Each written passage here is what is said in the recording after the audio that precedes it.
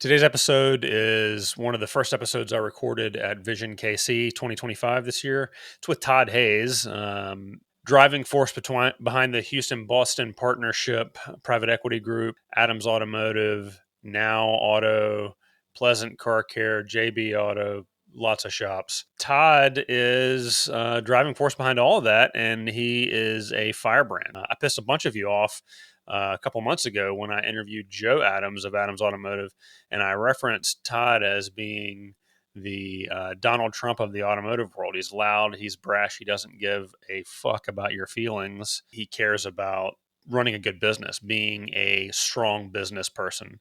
It was a really good conversation, and I had some really good takeaways that I've kind of store away and continue to use in my business. I think you'll enjoy it. And if you don't, call me and leave me a message and tell me why. The following program features a bunch of doofuses talking about the automotive aftermarket. The stuff we or our guests may say do not necessarily reflect the beliefs of our peers, our sponsors, or any other associations we may have.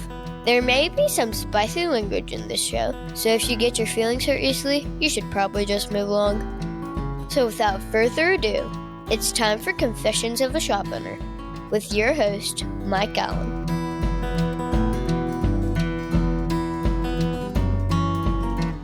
Well, if you're good, what I'd like to talk about is, because I'm on a lot of the online forums and in the groups and that kind of stuff, and I love to stir the pot and talk shit. Let's go. Two of the concepts that I've really embraced in the last year that I learned from you was Rack Attack. Yeah. One.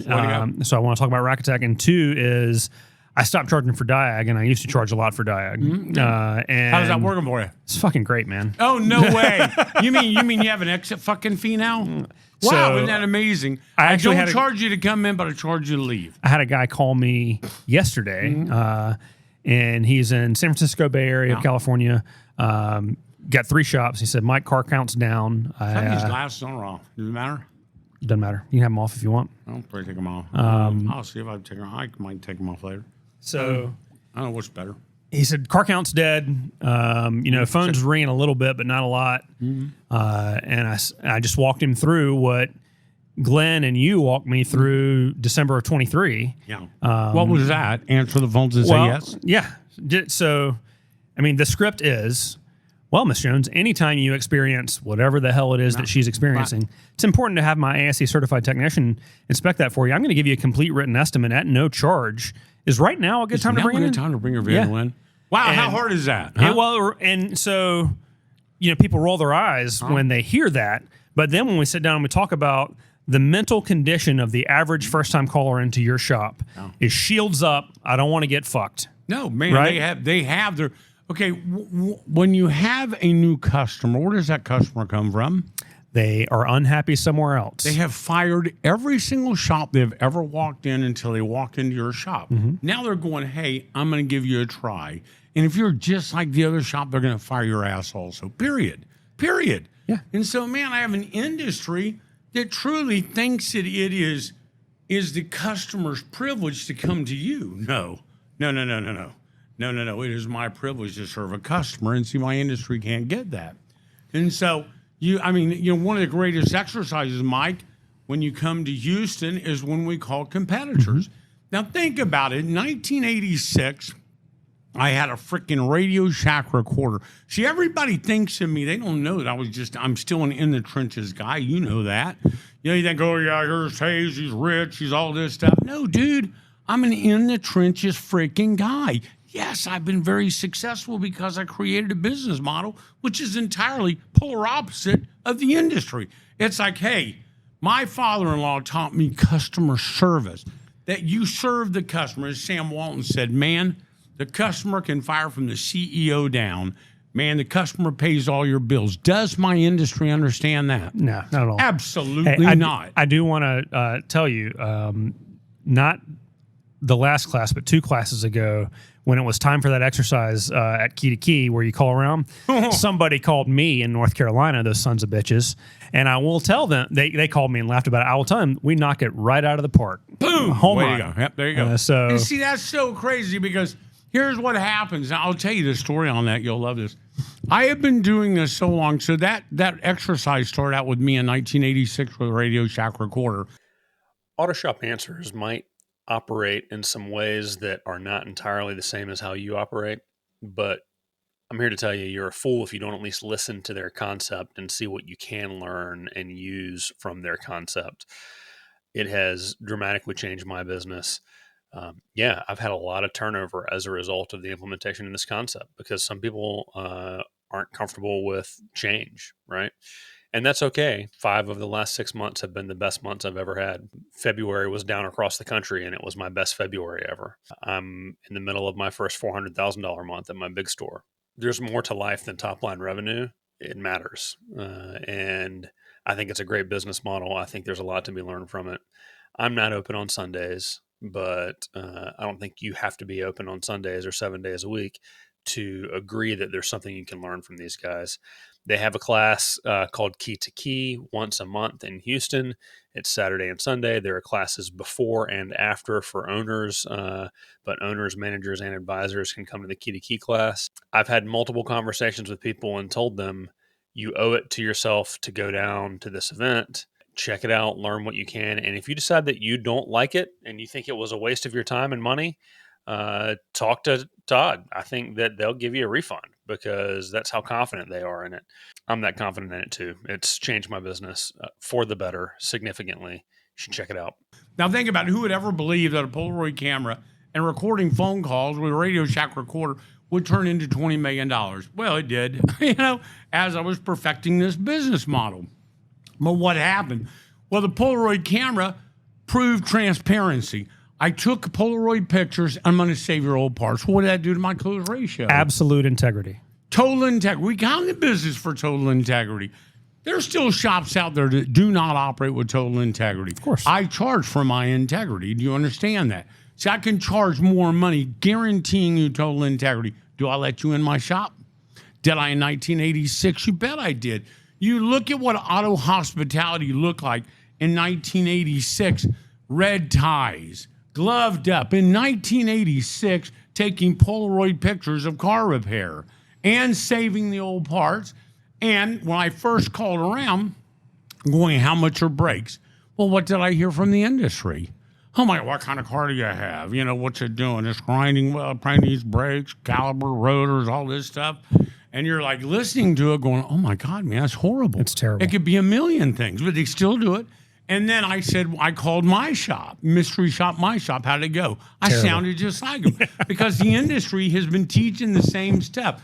And so I said, wow, I'm going to start recording phone calls and we're going to write some presentations. I'd met a guy a long time ago. His name's Brian Tracy, a friend of the family's. Now he's super successful. He's an older guy, but he taught me scripts. And so I started writing these scripts. That's where the Anytime presentation came from. And man, how much sense does that make? A customer calls in, how much are brakes? What type of concern are you having with your brakes? And you tell me what the concern is, direct question. And then the customer says, well, every time I apply my brake pedal, I'm hearing a grinding noise. Well, anytime you're hearing a grinding noise, you need to have that inspected by one of my certified technicians. Is now a good time to bring your vehicle in? I can look at it right now. Look, now, does that get the car over the curb? Here's the deal. Look at me, people. If you learn nothing else from this conversation, that script right there will change your business. Absolutely. I have an industry that has perfected the no. They have perfected no. No, I'm too busy. No, I'm closed on weekends. No, I'm booked up. Okay, I have a store, Mike. You've been to my stores, have you not? Yeah. So my top store does 1.2 million is this record month. Now we scaled that store from 250 or 3 million to 12 million. Let me tell you, our business model works. How many days a week am I open? All of them. Wow, why would that be? See, when did my industry stop opening 7 days a week? Huh? So here's... No, wait, I want you to hear this. See, back in the day where it was full-service gas stations, how many hours? They're open 7 days a week. Ding, ding, you run out, wiping windshields down, checking air pressure on the tire, looking at the tires, lifting up the hood, checking the oil. You did that 7 days a week. My grandfather was full-service fuel station and repair shop that he lived in a one bedroom in the back. He was open 5 a.m. to midnight, 7 days a week. You bet he was. And here's what happened. See, here's what happened to my industry. It went to self-serve. And then we started opening up these things called car repair shops. And then we got too good to be open on Saturday and Sunday, or you hated the business so bad you don't want to be around it. And see, I love the business. Look at my team. Have you met my team, Mike? I have. Are they phenomenal? Yeah. I'm going to talk to a bunch of them this weekend. Do you not want to go to work every day and work with these players? Yeah. I mean, wow, man, I get to go to work and work with Glenn Piccolo, Jose Garcia, freaking players, man. You know, a stable of freaking studs.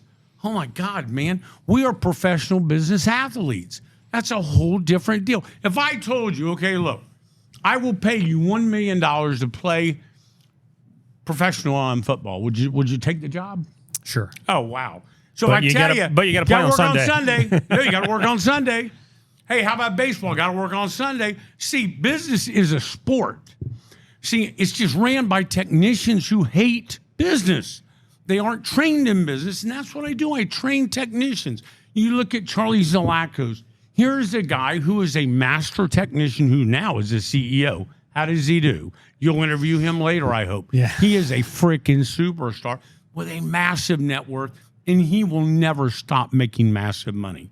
Because once you learn how to make money in this business, it's very easy. And he's in the Bay PMI and cars. You bet he is. Multiple days a week. Oh, wow. Where's my office at, Mike? Yeah, Bay 2. Bay 1. See, no one understands that. Do I have an office at Adams? I don't think that you do I you? do. Yeah, Bay 1. Yeah. You know where my desk is, out in that bay. You know, up until I was diagnosed with cancer, I would work every day in that shop until we hit 40,000. Okay, well, let's just do the math. That's 4 cars an hour, $1,000 ticket hours, 10-hour days, 40. There's your math, people. It ain't that hard. See, but then you go, something's not right there. Well, Mike, how fast can I PMI a car when I do a rack attack, huh? If you've got 4 people on it, 15 minutes is very doable. Max, Yeah. Shooting all your videos, getting everything strategized for this sell, and then where does the car go, Mike? Back in the parking lot. Out in the parking lot. Yeah. So I sell the brakes, right? Wow, how is that? Here's my brake video. Here's Moto Visuals. Here's Chat GTP. I watch them watch the video. I'll call them up. Do you have an opportunity to watch that video? Well, great. You know, my certified technician, we looked at the vehicle. As you saw the video, those brakes are really bad. We start with a master cylinder. We do a nice close. You know, we walk them through what they just watched on video. Well, what's my close ratio going to be on that? Well, it's freaking huge. It's huge. If you miss that close, really? Now, so where's the car at, Mike? In the parking lot. In the parking lot. Wow. Did I also see an axle was bad on it? Well, see, then I say, oh, and by the way, while your vehicle's in here at absolutely no charge to you, I'm going to look over the rest of the vehicle and make sure it's in what? Tip-top condition, right? And what's the customer going to say on that? Absolutely. Please do that, right?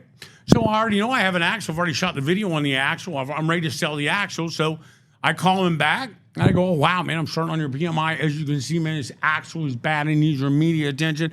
I'm going to go ahead and take care of the axle while it's in here. And what's that customer going to say? Watching the video, seeing the axle, seeing Moto Visual axle, and ChatGPT saying, yes, it's major safety concern. What do you think my close ratio is on that? I feel like it's pretty good. Pretty freaking good. Yeah, pretty freaking good. My average store does a little over 500,000. You know, it's like, yeah. And people go, well, because they're so nice. Wow, that's kind of goofy. You know, yeah, no, let's have really cruddy stores. And then you look at Charlie's 2 bays 4 lift. $369,000. He's about to break $400,000, and he almost nets $100,000 a month. And you're going, wow, man, it's 2 bays 4 lifts. Now, wait a minute. Now, where's that car at? So I have the axle. Where's the car at? Still in the parking lot. Still in the parking lot. So now, man, I screen record your Carfax report, and I call them up. We screen record a Carfax report, send it to them. I have AI doing that now, which is way cool. So I have screen record AI doing my Carfax report, send it to them. You will not know it's AI talking to you.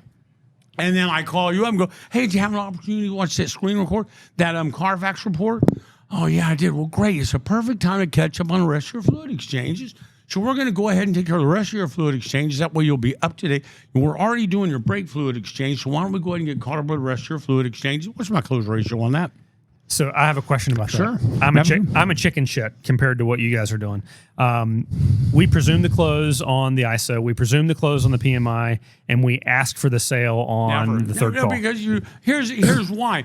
If they are going to give you an objection, they'll give you an objection. You understand? So I'm the doctor. My job is to tell you what to do. Is that correct? Yeah. I don't ask you what to do. When I was diagnosed with prostate cancer, I didn't go, well, let me ask you, they assume the cell. Yeah. You need to get that inspected right away. And I did the next day. Seriously. So here's where, when I say that, I just tell them what to do. So I sent the Carfax screen record to them, correct? Just like any other video. I normally attach some fluid exchange videos through BG with that. Plus, I'll attach some ChatGPT with it. So there it goes, just like any other cell. And then I call him up and I go, hi, Mr. Jones, did you have an opportunity to watch those videos that I sent you? Since we're doing your fluid exchange, I went ahead and looked at your Carfax report. And as you can see, you've done no fluid exchanges. Or as you can see, the last time you did fluid exchange was 3 years ago. So we're going to go ahead, while it's in here and we're doing a brake fluid exchange, I'm going to go ahead and take care of these fluid exchanges. I should have your car ready by tomorrow. Is this going to be a good number to reach when the vehicle's done? Did I just assume the cell? Yes. Yes, that's it. And they're going to say yes. I want to talk about your haters. Sure. Because I have haters? Well, I have haters, and it's they hate you by proxy. So the things that I get the most hate about are being open on weekends, right? And something that you said a minute ago. The only business in America, again, is car repair start out with gas stations. What was your dad? Your grandfather was open 7 days a week. Sorry, guys. You're the ones who got lazy and hate your business, not me. I love it. You said that our industry, the aftermarket, is technicians who hate doing business. Yeah. And you're a businessman who happens to work in the auto sector. That's it. And I think that's a pretty profound statement because, most of the independent aftermarket are former technicians who are ground down and angry at the fucking world. And here's why, because and I wouldn't want to do that 7 days a week either. 2 + 2 is 5. Now, I want you to hear this. Obviously, everybody pretty much knows I'm pretty successful. So I can afford any toolbox I could buy. Is that a fact? Yeah. So you name the biggest Snap-on box. You can name anything you want, fill it up with tools. And now I'm going to become a technician. How will I do, Mike? You'll poorly. I will fail miserably. I'm not a technician. Well, the minute you turn your box in and you jump over into my ball game, you're now a CEO of a company. That's my profession. I'm well educated. I was groomed from the womb for retail. And yet, my God, what would make me think that I can become a technician because I buy a toolbox is about as insane as a technician thinking I can open up a shop with no business knowledge. See, that's crazy. And see, I just teach technicians how to become CEOs, the discipline of it, a business model. If you don't have a business model, you don't have a business. And let me tell you, if you're in the car repair business, that's a freaking race to the bottom. Let me tell you, I am not in the car repair business. I'm in the auto hospitality business. And it is so different. It is so different. When you think about back in 1986, a Polaroid camera Radio Shack recorder, you see the AI that I work with now, it is wicked. I'm talking, I have AI in every single thing I do. From how I answer the phone to how I listen to it, I can absolutely have AI analyzing the phone call, and I can go live on it and go, when did the close happen? When didn't it happen? Did the close happen? What happened on this? The AI will tell me, she asked for, she didn't have the money, and I go, well, did we ask for financing? Yeah. No, you did not.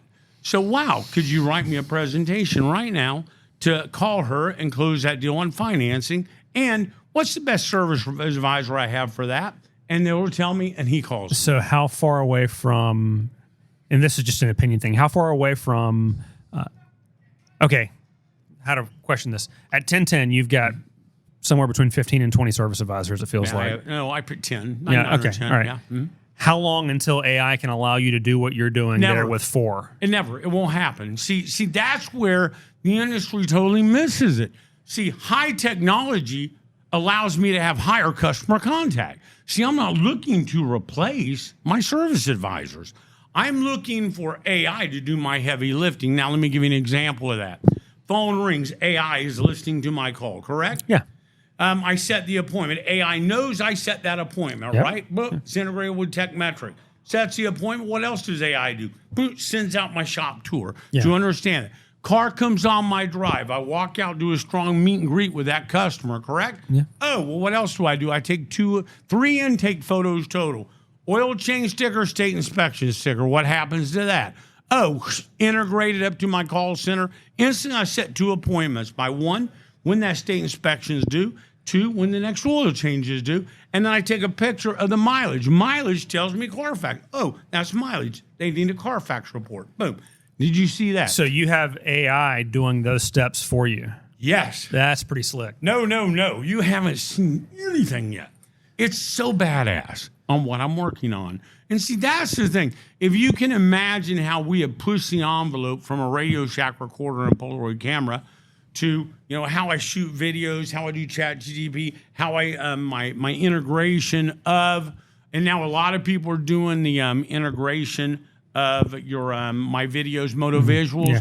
But man, we were industry first on that. I've been doing that 4 freaking years. Well, you've also been for 2.5 years training the general public how to do it. So we're trying more and more people are doing it. Yeah. But hey, here's what I tell people: how can you unsee what I'm talking about? I wish you'd stop though, because so many of my neighbors in North Carolina are now going to Houston and they're figuring out the secret sauce. They are, yeah. No, yeah, we're sold out every month. That's for sure.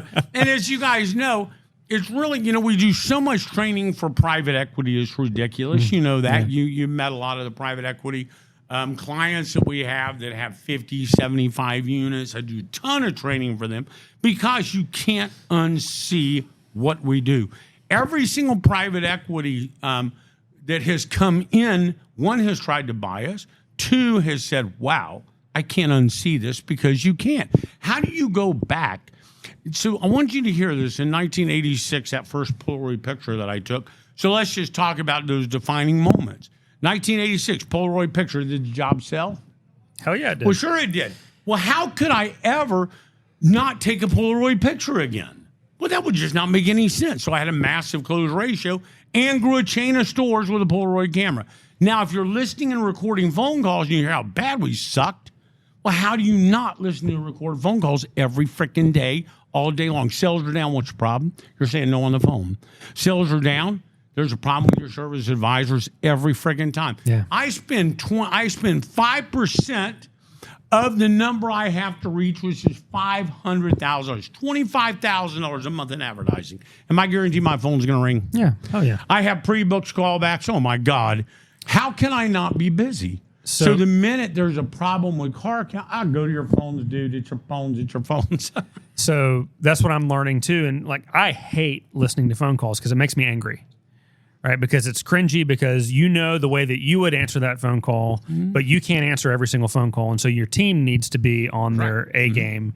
And it makes me angry because I only hear the ones where they drop the ball. So one of the new AI tools that I'm trying out right now, it's really good at judging the tone of the call and giving me a summary of the call. Speed and whether of the call, all kinds of stuff. And you see a call that, customer called in and they've got a check engine light on and they were told they need timing chains on, their Acadia. That's a wonderful ticket. Over the phone? And, well, that's what they were told by another shop and they called us. Right. So that's a home run. Yeah. That's an easy sale for thousands of dollars. And instead, what you see is a 6.5 minute phone call and they didn't book an appointment. Yeah. Oh, wow. Yeah. And that makes me furious. Yeah. And so, here's what you do. We do a take 5 every morning, and people go, wow, man, there's no way you're going to get people to come in your store at 6:45. No, you're right. They have to be there at 6:30. How many take 5s can you be late to? 1. And what happens if you're late to a second one? Bye. You get fired because I cannot trust you with one of my assets. See, I look at people as money managers. They are managing one of my massive assets, which is worth a fortune. So let me tell you something. If you can't show up to work on time, that means if I've opened up a store and I give it to you, and you're not going to open up on time for my customers, and you're saying, oh yeah, no thanks. You can go work anywhere in the industry and not worry about it. See, that's the beautiful thing. My company is so special that if you want to be the Michael Jordan of car repair, that's who we are. but you do not have to work in my environment. Man, go out in the industry, man. It sucks to be out there. You know, I have exercises. I make my team call all kinds of shops. I mystery shop, go in with them, and go, that's what it looks like out in the industry, because we're in a Moneyball bubble, as you know. But I want you to hear these defining moments. Polaroid pictures. How could you ever not take a picture? How could you ever? And then they come up with an iPhone. How do you ever not take a picture? Then you do a video. How do you not shoot a video? See, that's like, dude, what is wrong with you people? Then you go, wow, ChatGPT. Then you have a Moto Visual. How in the world do you unsee that? Do you follow me? How do you unsee if you hear you have our industry hires people that are not likable? Has there ever been a technology tool that you've tried out and it was a disaster and you just stopped doing it? I can't say, because, I'm always going to tool it up. I'm going to try all kinds of. I can't think of anything really off-base because we're pretty tuned in on what we need to do. No, that's okay. I'm just but, curious. Think about it. So I've recorded phone calls now for 38 years. I've taken pictures for 38 years. And the dentist across the street in 1986 taught me how to pre-book cars. Yeah. Well, how do you unsee that? You mean if I write an index card out and I put it in this folder that says, call this guy in 90 days, he'll come back, and you do that and he comes back? Wow, that worked. I was open until 9 o'clock at night making phone calls. That worked. Super big. Now I'm integrated with Techmetric. Man, I have a call center that's fire. You've seen it. Yeah, I'm using it. It's wicked. It is. We generate almost $1 million in nothing more than pre-book appointments last month for our national clients. On my side of just Houston-Boston partnership, my 8 stores, we generate like $689,000. You got to understand, I'm averaging $500,000 a store. So I'm opening stores with no brick and mortar just by doing callback pre-book appointments. And we're tight on our numbers. You see them. Yeah. So what's next? Oh, boy. Private equity. Yeah. So I'm going to have an episode sometime soon with a friend of mine who hates private equity and thinks that private equity is evil. The wrong ones are evil, but we are the right ones. See, and that's kind of the difference. We are the private equity. Houston-Boston Partnership is a private equity company. Okay. So you're seeing us move forward with a pretty massive roll-up. We probably have right now about 100. Right now, I do about $50 million. We have another $50 million committed, and you'll see another 100 or so million committed. So that's $200 million right there. And we already have all kinds of private equity wanting me to do the deal and put their money to work. So when it comes time for you I will continue to run the operation or no deal, period. So when it comes time to execute on the deal, how much revenue do you want to have in the deal before you pull the trigger? Minimum $200 million. Minimum $200 million, 20% net. Massive. That gives you a pretty strong EBITDA. Yeah. See, I'm still an old school Warren Buffett guy. I need net. Man, I don't care about EBITDA. If I can net $1 million a month, which is my target goal always, 12 million a year was my EBITDA look like, my ad backs. Woo! That company's worth a lot of freaking money. See, I teach people, you've been through my accounting deal, haven't you? I have not. Yeah, you should. Because I teach people, I measure every single dollar coming in my store. And you know that through Moneyball. That means every single sell from the minute every store opens, we compete against each other with every sell. And so every dollar, the first 1,000, boom, next guy got 2,000, this guy's at 600. And we run it all the way till end of the day. So we have first to $5K all the way up to first to $80,000. And let me tell you something. We also measure our gross profit every single day. We're that tight. Well, if you want to make, and here's the greatest thing. If you run auto hospitality, what's my labor rate? $250 an hour. Yeah. It's laughable. If you're in car repair, these guys are still talking. Oh, yeah, man, we're well worth it. Well, hell, charge what you're worth then. $130? $150? That's an embarrassment to the industry. There are still dudes out there for $80. No, it's insane. No, see, that's not my competition. They're $80 an hour, and they're talking about how proud they are that they're booked out 2 months. Oh, yeah, they're booked out for 2 months. Yeah, right. You make no freaking money. Yeah. Dude, we make so much money. You had Joe Adams on the deal. It ain't about money, guys. We make so much money. How can I present this to anybody? If you're in car repair, that's a race to the bottom. We own auto hospitality. How many people are in my space, Mike? I don't know a lot. I don't know Do you a know lot. anyone in my space at my level? Oh, hell no. It's a joke. When I take these stores that go out of business, you've seen them. That's a man's dream, man. But he hired the wrong people and he didn't have a business model. He suffered to the point he finally went out of business. I walk in, buy the piece of property, paint it, remodel it, do auto hospitality, and ramp it up to $500K, the exact same store. You've seen my stores. Yeah, absolutely. That's another man's dream who was in the race to the bottom in car repair. And you see, it's like, wow, guys, I have a successful formula. And people go, well, why do people hate you so much? Because I represent what you'll never be if you do not change. I think it's because I think they hate you because you're so humble. Well, no, man. No. But no, I want you to hear something. No, and it's not about being humble. It's about, wow, I open my shop to you. See, don't judge me without knowing me. I started out with a 6-bay operation when I was 26 years old. Let me tell you something, man. These people don't know what they're talking about. That's all. And I say, hey, I will make you a deal. Don't judge me. You come in. If you're not happy, will I give you your money back? Yeah, absolutely. How many people have I ever given them? I've been training for 20 years. My mom would say, why in the world do you give your secret sauce away? And I go, because they won't do it. They will go, oh, my God, this is freaking amazing. They go back. Do they do take fives? So, nope. I would tell you that sometime in the 90s, my dad went to a Gary Gunn event in Arizona. And he came back talking about this crazy MFer who had these insane numbers. And he was up in front of the class and he said, and everybody was saying, how do you do it? How do you do it? And he said, I'm not going to waste your time telling you because you're not willing to do it. Yeah, no, I tell them exactly what to do, but I go, hey, I'll tell you exactly what to do, but you're not going to do it. Yeah, and then I you find have so many. I'm open every day of the week. Yeah. I'm always and see, open. it's like, wow, man. How can that not work? Dual income with kids, number one customer out there. My industry shuts down when they're off work. See, who wants to go to the bottom and go, hey, man, I have to go get my car worked on? No one does. So I'm open for them. So when your number one customer is off, dual income with kids, corporate America, making multiple 6 figures as a household, you're shut down when they're off. Dude, and don't forget, do I fix cars on the weekend? Not often. Oh, wow. What do I do? I sell jobs on the weekend. Yeah. People, well, how do you get parts? I don't. I sell jobs. I give them a loaner car and they go. And then on Monday, a technician will walk in with 20, 30, 50 hours. I mean, you've seen it. It's like, does this not make sense? Oh, you're open on Sunday.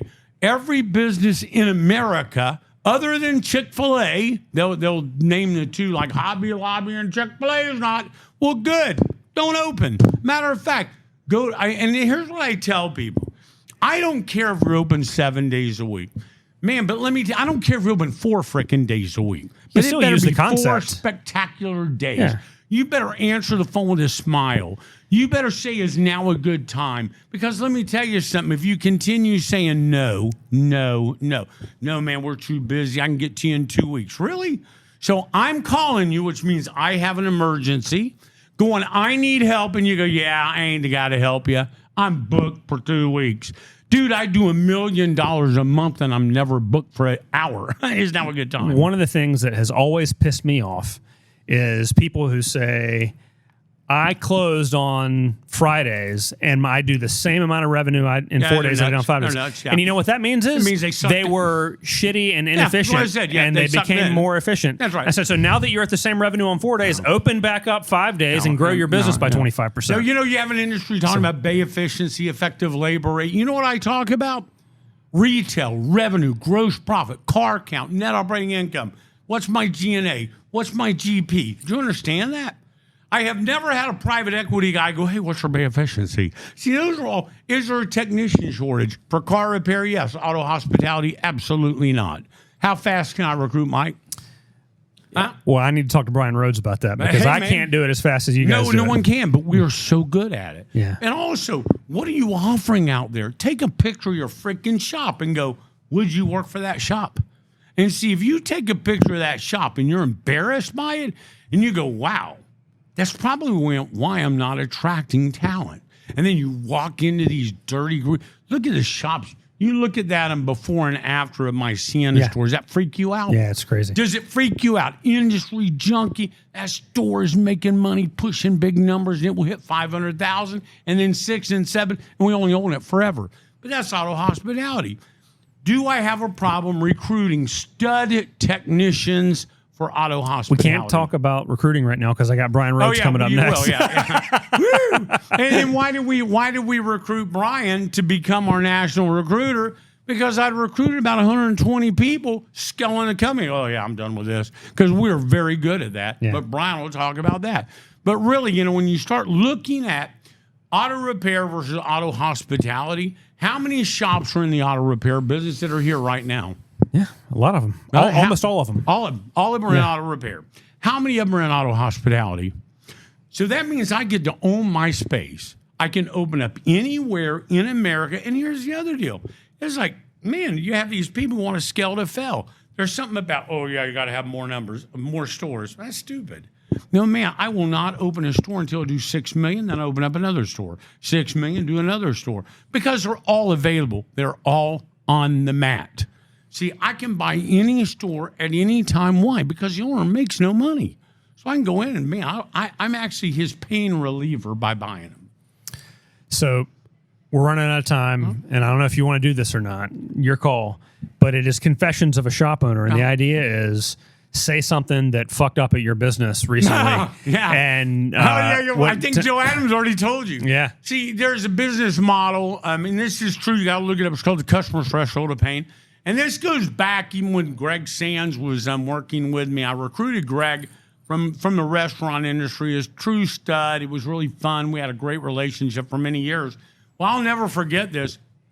I think we were going, we're pushing the envelope of like, hey, are we going to go from 49 up to 50? Something stupid like that. That's how long ago it was. And I'll never forget, we were upstairs at my store number 2. And I looked at Greg and I go, let's take it to 80. You see what happens. Let's find a customer threshold of pain. And what happened? Nothing. Yeah, nothing. Nothing happened. Oh, you made more money. Oh, yeah, we made a lot more money. Yeah, we've always made a lot of money at what we do. And then that just taught me, wow, we have to find the customer threshold of pain. When does the customer say no? So last year, man, we just had so many cars coming in. And I said, man, I got to find the customer threshold of pain. So we were probably about 200 an hour and moved up to 225, moved up to 250. And I said, screw it, man, let's take it up to 350.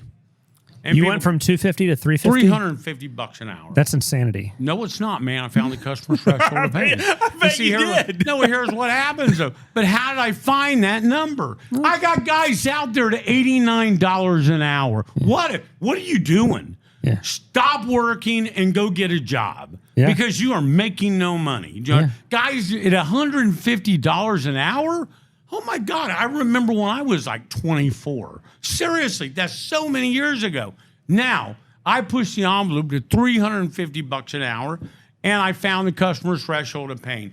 That meant my top customers were saying no. I was having to tag team turnover too much, and I go, good.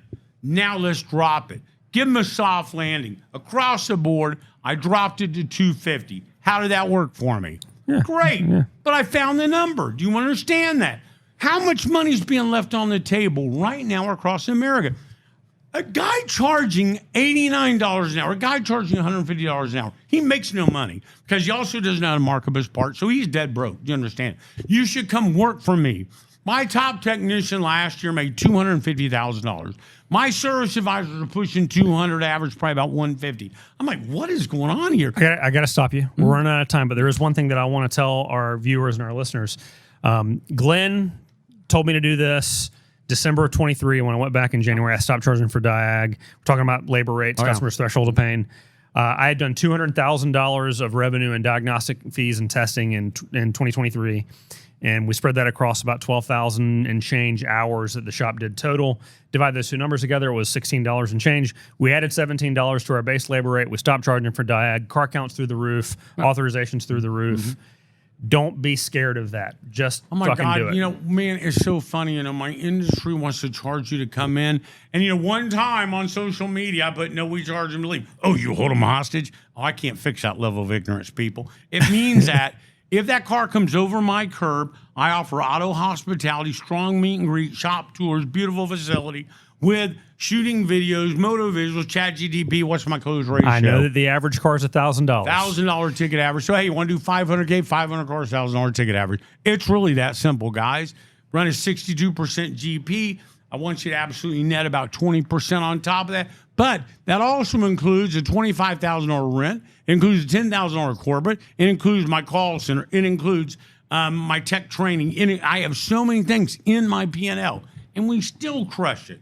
You understand that? Because there's no other way. See, here's the deal. Where are you getting your technicians trained at? Well, I have tech training on staff. One of the best. See, what happens is people don't get it. No, man, we run the best concept in the country. We have Auto Shop Answers by far the absolute best infrastructure you have ever seen. And that's a fact. All right. We're going to interview some people. I got to cut you out, brother. Yeah. So we're going to try to talk to Brian. We're going to maybe try to talk to Peter if we have time. I want to talk to Charlie and Bill. Definitely Charlie, Bill, possibly good. That's yeah, great. awesome. They're amazing people. Well, thank you very much. Yeah. So, hey, hopefully we'll do it again. Brother, I'm exhausted just sitting here listening to you talk. Yeah. I don't know how you do it. Well, I hope you know I love the industry. I'm the biggest fan of the industry. Come into come into Houston, Texas. Visit us. Come to Auto Shop Answers. And then if you go, oh, yeah, I still hate you, you won't. I'll give your money back. I will pay for your travel, everything. You heard it here. You heard it here first. It won't have satisfaction guarantee. Never given a penny back. Never. All right. Okay, Mike. Thank you, guys. See you, man. Thank you, everybody. Love you guys. Bye.